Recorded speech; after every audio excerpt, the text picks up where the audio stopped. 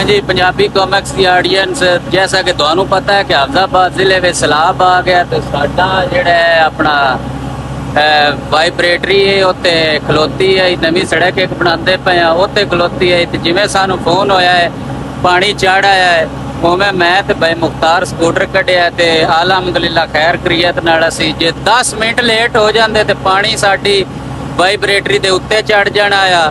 ਹੁਣ ਅਸੀਂ ਇਹਨੂੰ ਕਹਿ ਰਫੀਅਤ ਨਾਲ ਹਫਦਾਬਾਦ ਲੈ ਚੱਲਿਆ ਭਾਈਜਾਨ ਕਰ ਚੱਲੋ ਜ਼ਰਾ ਤੁਸੀਂ ਮੰਡੋ ਕੰਮ ਲੇਟ ਨਾ ਕਰੋ ਕੰਮ ਖਰਾਬ ਹੋ ਜਾਣਾ।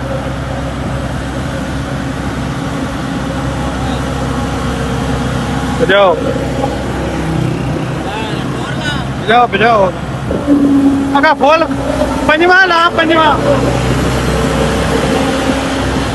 इस टाइम ਅਸੀਂ ਪਹੁੰਚ ਗਏ ਹਾਂ ਕੋਟ ਇਸਾਕ ਤੇ ਆਪਣਾ ਰੂਲਰ ਤੇ ਟੈਂਕੀ ਫੁੱਲ ਕਰਾਉਂਗਾ ਤੇ ਫਿਰ ਇਹਨੂੰ ਹਫਦਾਬਾਦ ਪਹੁੰਚਾਣਾ ਹੈ ਤੇ ਜਿਹੜਾ ਪਾਣੀ ਹੈ ਨਾ ਕਿ ਮੈਨੂੰ ਫੋਨ ਆਇਆ ਬਣੀ ਕੀ ਤੇ ਜਿਹੜੀ ਪਰਲੀ ਸੇਮ ਹੈ ਨਾ ਉੱਥੇ ਤੱਕ ਪਹੁੰਚ ਗਿਆ ਤੇ ਜੇ ਬਤਾ ਨਾ ਬਾੜਾ ਨਾ ਬੜਾ ਨਾ ਪਾ ਚੜਾ।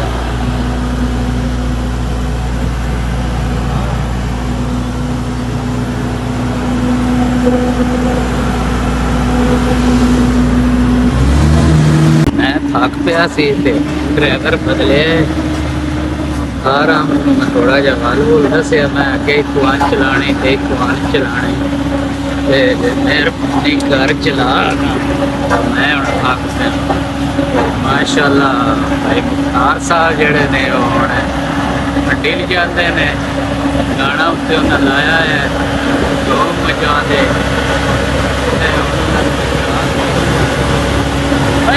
के लिया पहुंचने अड्डे में जल्दी आओ।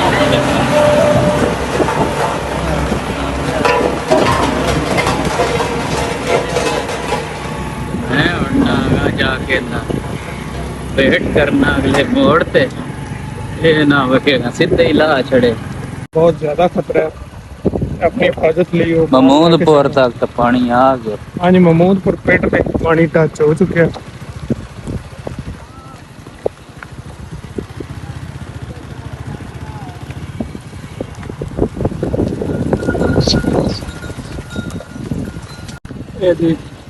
कुछ बेचारे बंदे अपना समान जेडे ने रक्शियां ते लोड करके कोई डालियां ते नकल मकानी कर रहे हैं।